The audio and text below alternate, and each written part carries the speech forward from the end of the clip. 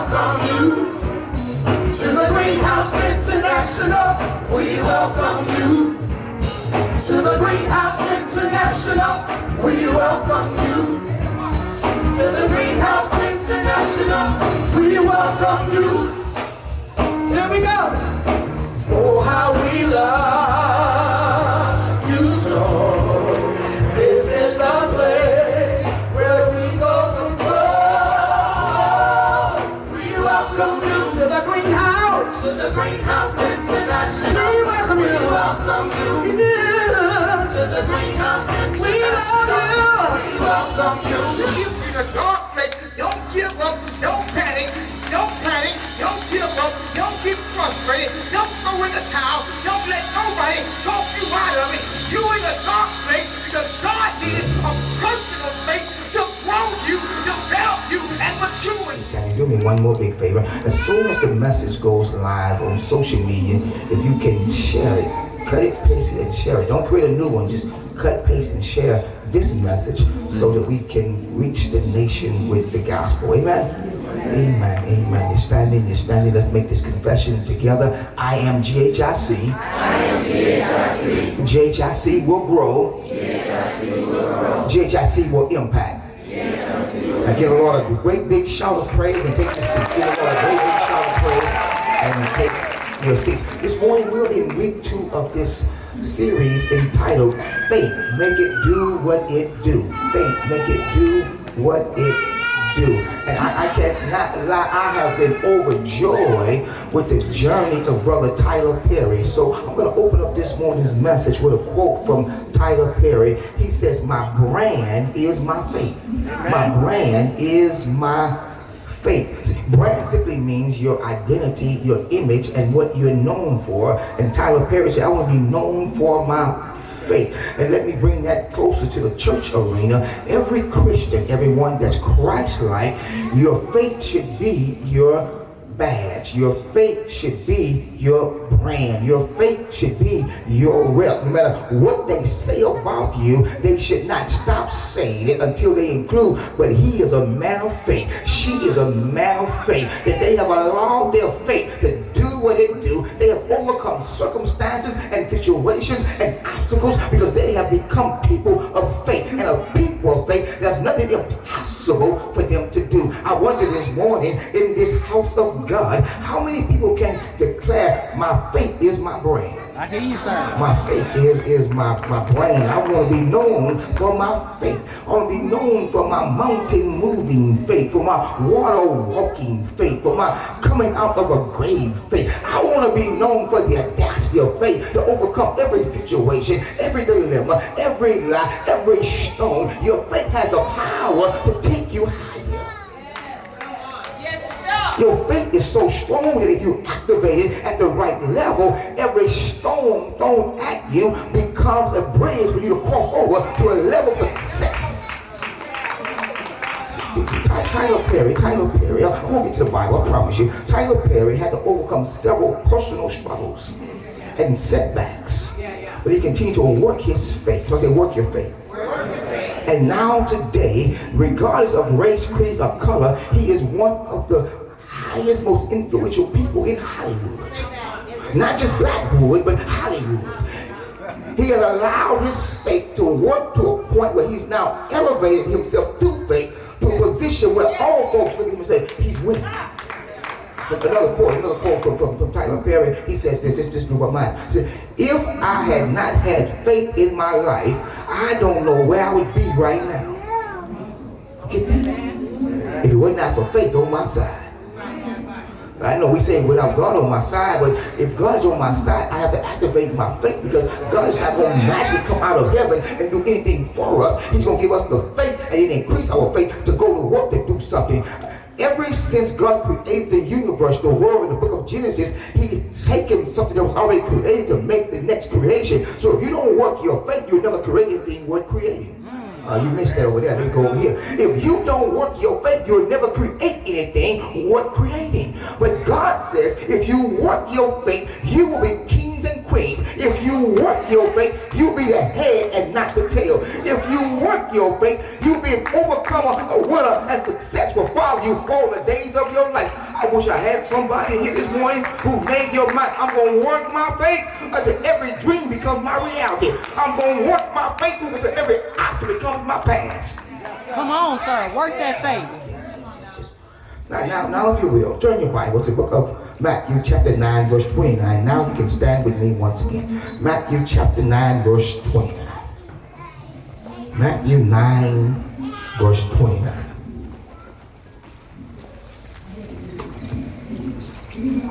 Then he touched their eyes and said, these were blind men, Jesus touched their eyes and said, according to your faith, let it be done to you.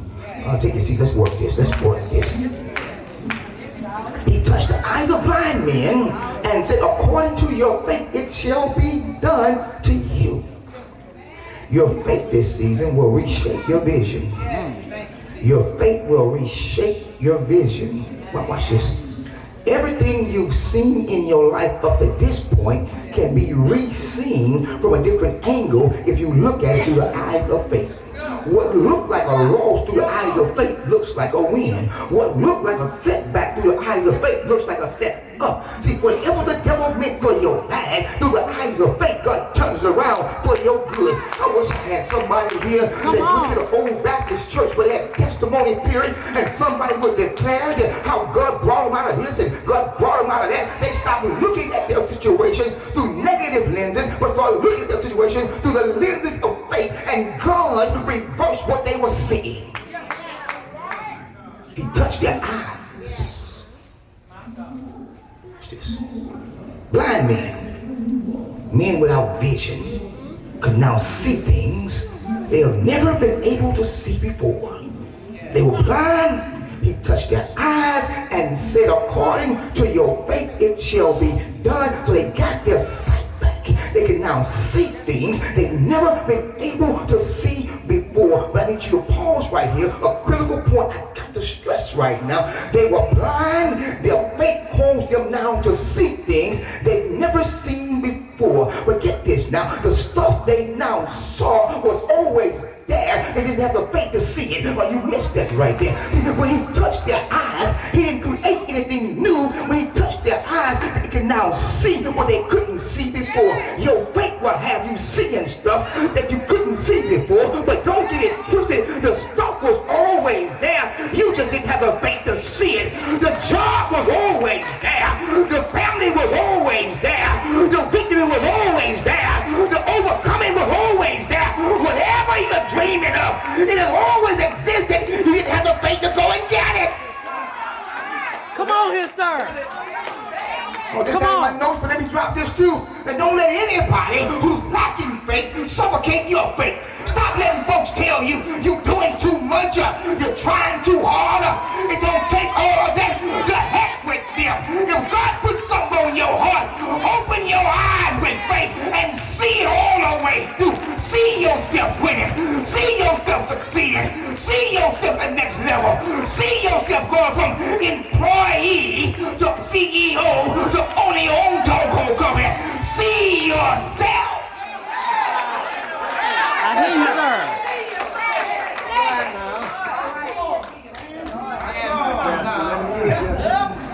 sir. See yourself. Come on, sir. It's waiting on you to see it. No excuses. Everything depends on your level of faith. No excuses. Brothers, remember Denny Green, former head coach, the Arizona Cardinals. He went viral for a quote. He had a rage, a rant. They were all we thought they were. His team had a 20-point lead on Chicago Bears. The Super Bowl, Chicago Bears, and everybody was saying how awesome the Bears were. And Denny Green was trying to pump his team up by saying they just players like us, and his team was up 20 points. It looked like the Bears were going to lose, and the Bears came back and won the game, and Denny Green couldn't handle it, so he declared, they are who we thought they were. And what he was really saying is, they are winners just like we thought they were winners. And now the question is, in the faith realm, do you believe you are a winner? Are you who we think you are? Regardless of what they think you are, but the question is,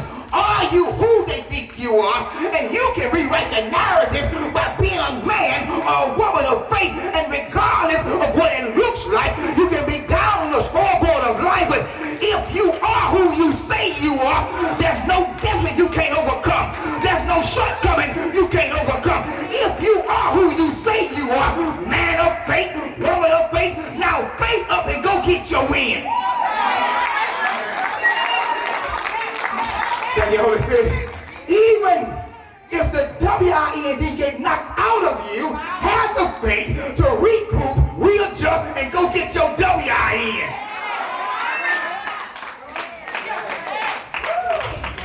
But leave your excuses at the altar. No more excuses. See, as soon as we accept the fact our faith is a direct connection to our ability to win, we began to make faith a priority. So instead of feeding excuses, feed your faith. Stand with me, if you will, Luke chapter 17. Stand, please. Luke chapter 17. Drop down verse 5. So we discovered faith is key. So watch this. Luke 17:5. Jesus rolling with his disciples, his students, those that are closely connected with him. A man comes in with an issue. His son is demonically attacked. The man brings his son to the disciple of Jesus to get help for his son. His son leaves in the same condition he arrived in. Because the men that were around Jesus didn't have the faith to do what Jesus was doing.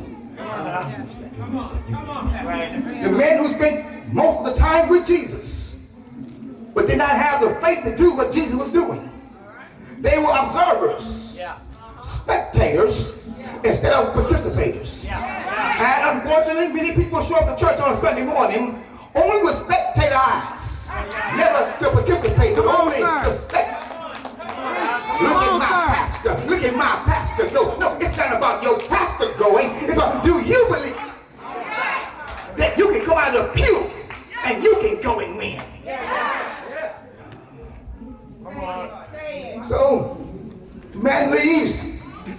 The son still has a condition. I pray no man, no father, no mother. Don't get tired, keep standing. I ain't got to text you. Whoever come in here with a need and leave broken because pastor wasn't available, and the church just looks at him and say, we're going to pray for you. But no one has the faith to make it work.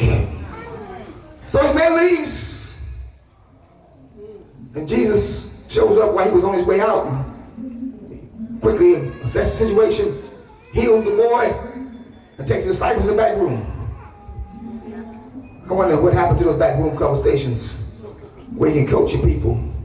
Now if you coach somebody, they'll leave because they feel offended. But the disciples had enough sense to say, lead Jesus, Lord.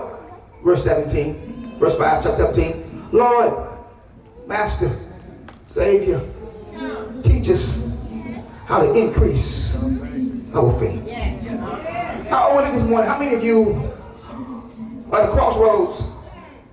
I just read 17 and 5. You can say that. How many of you are at the crossroads where you're saying, Lord, increase my faith? Can you shout it from your seat? Lord, increase my faith. See, I know you got a bill due, but Lord, increase my faith. I know you're having a breakdown in your marriage, but Lord, increase my faith.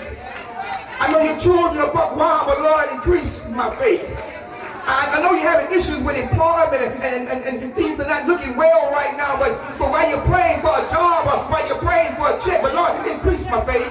I know there's an issue with health and sickness, but while you're waiting on solution and medication and doctor's appointment, Lord, increase my faith. I know you got an appointment with a judge, but Lord, increase my faith. I know things not going real well right now and it don't look good right now, but Lord, increase my faith. In the midst of the storm, Lord, increase my faith. Increase my faith. Come on. Faith. And I believe if my faith is increased, everything else will work out in my favor. So the apostles said, Lord, increase our faith. So when I heard this, I quickly came to conclusion, some realization that there must be different levels of faith. If they're saying increase my faith, that must mean that there are different levels and degrees of faith. So when I'm declaring declaring, Lord, increase my faith. It doesn't matter what level I'm at. If he increases my faith, I can go to a higher level. Because if Jesus said to the blind men, according to your faith, then the more faith I have, the more victories I'll receive. If Jesus said, according to your faith, if my faith increases to a level where I believe in God at this level, then my outcome will be at this level. So if I'm walking at this level of faith, only believing to keep my lights on, but if I get my faith increased, now it's not just about my life, it's now about paying my house all the way off. Your level of faith will determine the outcome. Come on here, sir.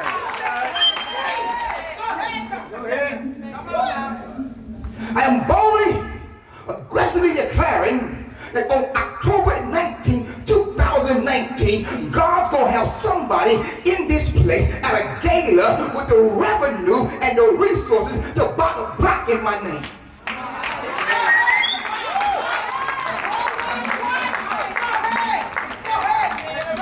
They're not going to back down in the faith realm. Come on here. We know that the measure of faith given to every believer can grow. But you got to feed your faith, work your faith, and then put your faith in practice. Faith does you no good, you sit on it.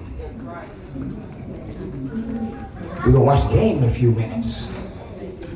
And no matter how loud we cheer, we will not affect the score. Only the players who are putting their faith in practice can affect the scoreboard. If I was you, I wouldn't let anybody determine my score. My score will depend on my faith. Because you may have a faith breakdown. And this season I can't afford to break down. Watch this. Look at Romans 4:19. Stand. Romans 4:19. Stand again. Stand again. It's me and Sonny. Get in shape. Stand. Stand.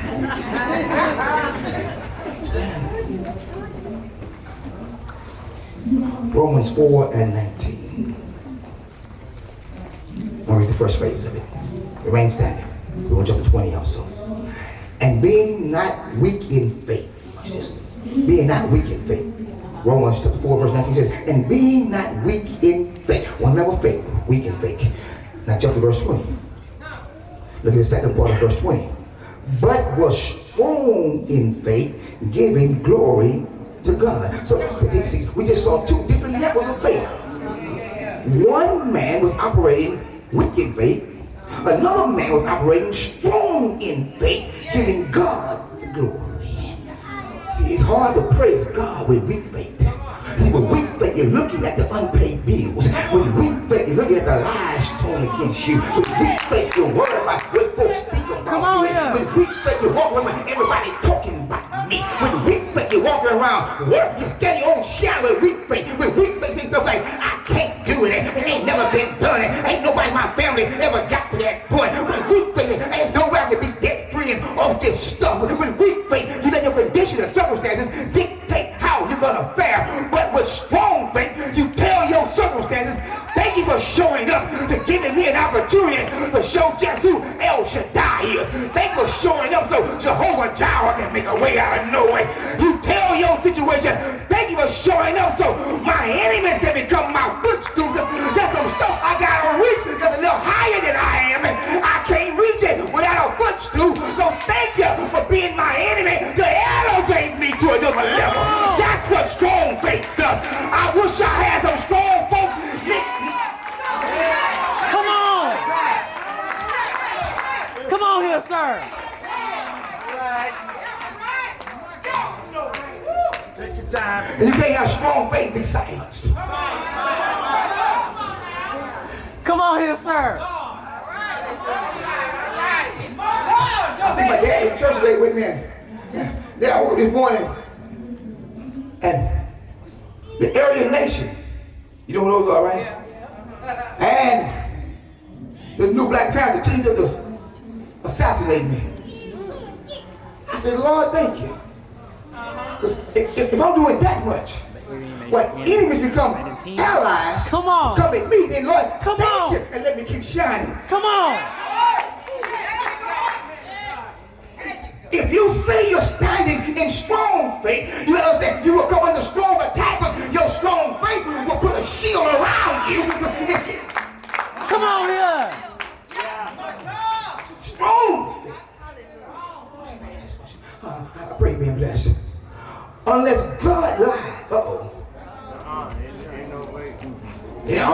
you, I'm not bold enough to say God lied.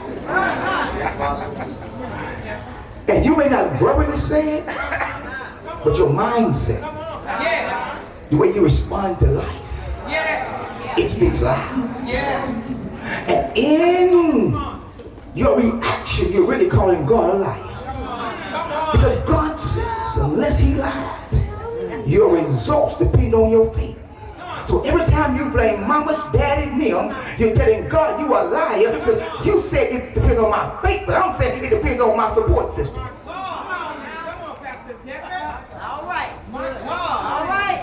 With enough faith like Noah, if I have no support system, if I got faith, I still can build my ark. Come on here, sir. See, weak faith, watch this, I'm trying to teach. Weak faith produces excuses and losses, while strong faith produces excellence and victories. If you want to be excellent, increase your faith. If you want to win more, increase your faith. So we're going to be cheering for the Texans. But no matter what we say, at the end of the day, they are who their records say they are. And your results are based on your faith. We often say in sports, well, see, the reason their records like this because so-and-so got hurt, or so-and-so, either you made the play, you didn't make the play. Yeah, which one? Either, when player A got hurt, player B stepped up, So I know you have some excuses and some reasons and some rationalization about why you're stuck where you're stuck at. But can you get your faith to a level that no matter where you are, your faith can take you and propel you and increase you to another level? You can win with a backup quarterback. Yes, you can. Yes, you can. But do you have the faith to win with plan B because plan A didn't go so well? But you don't stop because plan A didn't work, because the marriage didn't work, because the job fired you, because you got sick, because a storm came. You don't quit living. You go to plan B and let your faith make plan B a winning.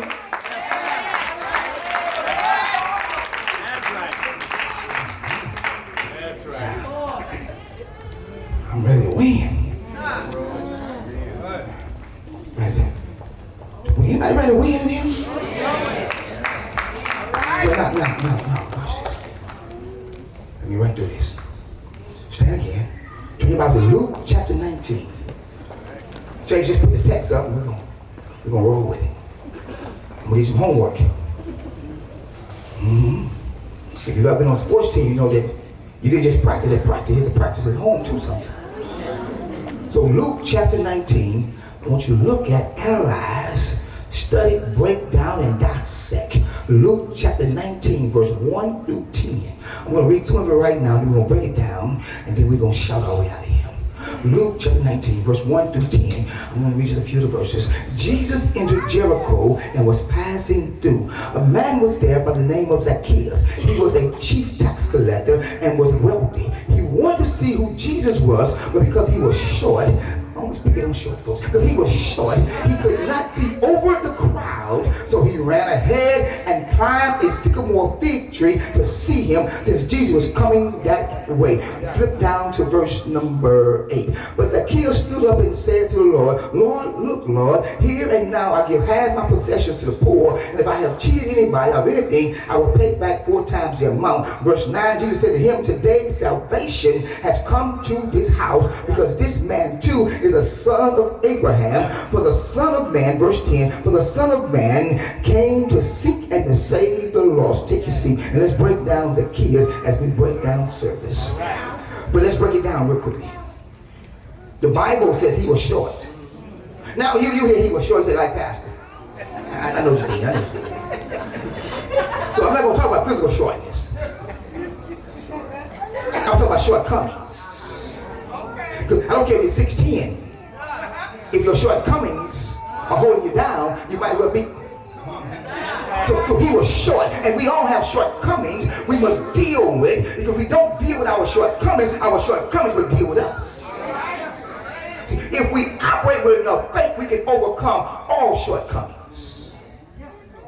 So whatever your shortcoming is, all have sinned and fallen short of the glory of God. So whatever your shortcoming is, if you operate in a level of faith exceeding your shortcomings become your testimony. You missed that right there. You missed that right there. And be careful of those who always recognize your shortness. I saw a Facebook post that said some of your day ones became day two haters. So be careful with the advice you take from others. Because if you start coming from something, if you start walking together on day one with your day ones, that's a hood term. Day one means friends relationship. Day one means friend relationship. So we're walking together day one. But then all of a sudden God elevates me and pushes me right here. If you're not careful, your day one friends become day two haters. Why he gotta be the one out front? Why she got the good husband? We were out in the club together. Why he picked her? He bought both of us drinks. Why she got the ring? Be careful. Be careful. Because the reality, we all have shortcomings. But Day one hate. gives us the ability to overcome shortcomings. The Bible says he was a chief tax collector. So many make the mistake and the illusion of trying to overcome shortcomings with natural stuff. Ooh, you missed that. So when we introduce ourselves to people, we don't tell them our name without including our titles. Because we've got confused and think that what our title is who we are. So he identifies the chief tax collector, his occupation. Many try to overcome shortcomings through their jobs, careers, becoming workaholic attitudes. But no matter how hard you work, you cannot overcome that void. Zacchaeus had a void, even though he was a tax collector, even though he was wealthy, even though he was a chief, he still had a void, and he knew the only way I can fill this void is with Jesus. And many have tried to smoke the void away, sex the void away, shout the void away. Many have had operation procedures trying to feel better about themselves. Now you big up top and big behind, but you still. I hear you, sir. You still lacking. You can buy ashes and weave and you still short. All right, Pastor. You can have a sugar daddy giving you sugar on the north side, south side, and east side, and your lights are still on, but you have no light inside. I hear you, sir. Until you get with Jesus, there will be a shortcoming in your life. Brothers, don't laugh too hard. Trick daddy. Oh, they say it ain't tricking if you got it. You say, son, it ain't tricky if you got it. If you don't got Jesus, you a trick. Come on, sir. Come on. I feel you, sir. Yes, sir. Come on. Zacchaeus was rolling in the natural, but there was a void in his life. He didn't have Jesus. Come on, sir. I should have warned you. I'm a different kind of preacher. I love it. I love it. I forgot. If I you're love a first-time guest, just jump up real quick. If you're a first-time guest, just jump up real quick. First, if I ain't scheduled all right by now, if you're a first-time guest, jump up real quick. Bless you. First-time guest. We gonna honor you after service. We thank God for you being here on first-time guest. We still got some more first. They were scared. Oh, that man crazy.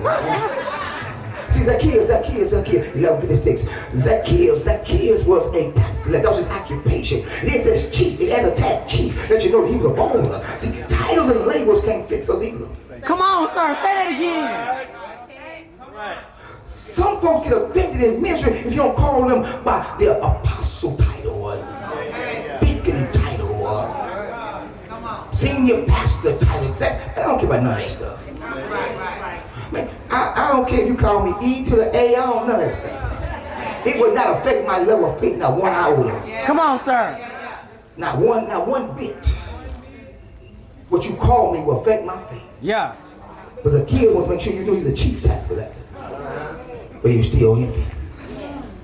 I wonder how many of us have come to the conclusion your title, your labels are not enough. He says he's wealthy, and I celebrate him being wealthy. Don't ever get it twisted. Don't ever hate on the wealthy. But while we are accumulating wealth, in which we are, will, and continue to do, we've also discovered money can't buy you a peace of mind. Come on, sir. I've had the privilege of counseling, mentoring professional athletes and entertainers with a whole bunch of money, and they still had a whole bunch of issues. Because money can't buy you a peace of mind. And if you are seeking money for happiness, you'll realize there'll never be enough money, so you'll always be chasing the next dollar because you're coming up short. I hear you, sir. Check out the suicide rate in Hollywood. It wasn't a money issue. It was a mind issue. And notice in the Bible it says his shortness blocked his view.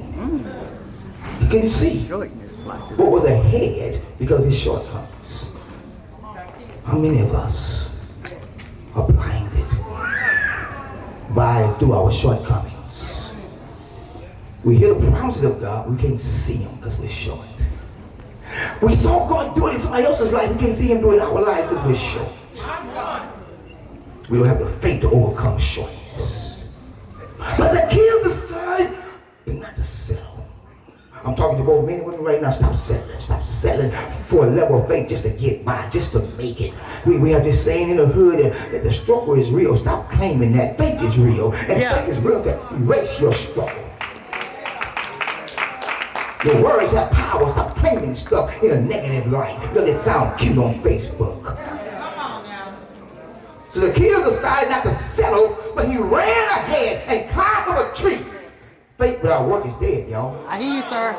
Faith without work is dead. Don't tell me you have faith, you don't have work to. Zacchaeus made up his mind, I'm getting to Jesus. Zacchaeus says, I'm getting to Jesus. I'm getting ready to close with this. Zacchaeus says, I'm getting to Jesus. I need 3 men to come real quick. Well, I guess like men back in style. What the brother that was singing? Come on, Casanova. Stand right over there. I mean, that's Casanova, y'all. I ain't hating. Okay. You come stand right here, Damon. You the fallen man. That's all these light men around me. Give me some darkness. Come on, D. Give me some darkness. Come on, D. Dark side. Yeah, just stand right here at the altar. Okay, now watch this. Zacchaeus made his mind up. I'm gonna get to Jesus, no matter what it takes. Sidebar real quickly, and then we're gonna close. One of my favorite players in the NBA, Patrick Beverly. Not because he's short. I'm reading your minds. But the brother was not getting an opportunity to play in the NBA, in the National Basketball Association. He had to go overseas. He played in the Ukraine and Russia, faraway places. He still kept bouncing the ball because he believed that he was a great basketball player, even though he wasn't getting an opportunity in the league. And he was given watch this, brother, a $1 million guarantee to play overseas. He grew up poor. His mom lived in a car at one point. They were homeless at one point. His mom was homeless. Now he has a contract in front of him. He just signed his name, $1 million guaranteed. And right when they opened the contract, the Houston Rockets called and said, we're going to give you a tryout. Watch this now. $1 million guaranteed for a poor kid from the hood, whose mother had busted up butt to take care of him. Now he had a chance with $1 million to take care of his mother. Just sign your name. The Rockets called and said, we'll give you a chance, tryout. Not a guarantee, but a tryout. I got $1 million guaranteed right here. I got a tryout over here. He said he told his mom, I'm going to push the meal to the center of the table, and I'm going to leap out on faith and go to Houston. Okay. A poor man walked from $1 million, but he walked in faith. He got to the Rockets, and against the odds, every time the superstar got the ball, he would check him. And became an aggressive defender. Became one of the best defensive players in the league. Watch this. He played 3 years for the Rockets. The Clippers got him. LA Clippers. This off season, the poor kid from the hood, whose mother worked 3 jobs a day, She was so tired they would sleep in the car from job 2 to 3 to get a little rest to get home. He signed a 3-year guaranteed $40 million contract because he let his faith do what he do. He let his faith do what it do. He went from being poor, out the league, to now be one of the top defensive players in the league. And now he and his mother said, this is not my contract, this is our contract. Me and my mama's contract. But when my daddy wasn't there, my mama was. When there was nobody that believed in me, my mama kept believing in me. My mama's living cars so I can go and shoot some hoops. He said, now mama, God has blessed us because we kept the faith. Back to Zach. Every man at some point finds himself in a fallen position, his shortcomings messing with him. He's stuck, so he tries to do some other stuff to make it go away. It's deeper and deeper. Here is the presence of God, where the glory shines, where the fog, the favor of God flows. But every man goes through a period of disconnect. Where he comes up short, trying to get to God, but he's using the wrong methods. Job, career, women, sex, drugs, domestic violence. Most men who beat women are cowards. Rephrase that, rewind. All men who beat women are cowards because they can't overcome their shortcomings, but they try to be aggressive with women because they can't do their own shortcomings. So now, because I'm short and the weed didn't do it, the crack didn't do it, the pills didn't do it, the shots didn't do it, the sex didn't do it, the car didn't do it, the house didn't do it, whatever I tried didn't work. I'm still short. So now I either settle or I get to the altar. He gave me a short rope. Look, see. He said, just go to the step. He get to the altar. See, at the altar. No matter what state of brokenness I'm in, and I can't get made. Come closer, come closer. I'm trying to stop it there. I'm trying to get to Jesus, but I'm broken. So before I can get to Jesus, I gotta get to the altar. What grace! What grace! What grace! What mercy! Where I can repent to God and get my life back and get my hope back and get my joy back and get my peace back and get my mind back and get my vision back if I get to the altar. Come on, sir.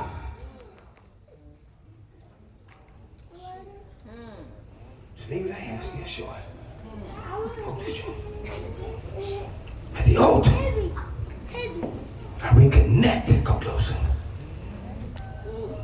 At the altar, I reconnect to God. Now, no longer. My God. Now I'm no longer short because when I get to the altar and leave it at the altar and tell God, like Zacchaeus, I repent. I'm now reconnected back to God. I'm no longer broken. Now I'm home, and my message now my message. Y'all stay right there. Is there a man in this house that needs to get to this altar? Right. It's not about a church right now. Pat Beverly saying, well, it doesn't stop me from getting to that league. Zacchaeus said, ain't it doesn't stop me from getting to Jesus. Is there a man here who's made their mind up?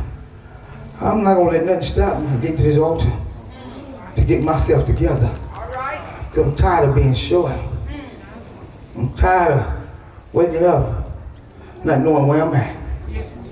I'm tired of feeling depressed and sad. I'm tired of pretending and hiding, crying in the dark. Come to this altar. All right. Amen. Men, women, boys, girls, young, old, rich, poor, no matter your label, your title, your status. If you're tired of being disconnected from the Lord, come to this altar just as you are and let the healing process begin. Come now. I'm calling all men who are in a broken stage, in a broken state. You tried everything else. You tried it all. It's like you're shadow boxing with yourself. You keep getting knocked out. Come to Jesus just as you are. Let him restore you, renew you, rebuild you. You have a song. They get ready to sing this song. Just walk around. If you desire to come to this altar, you raise your hand. I'll come walk with you.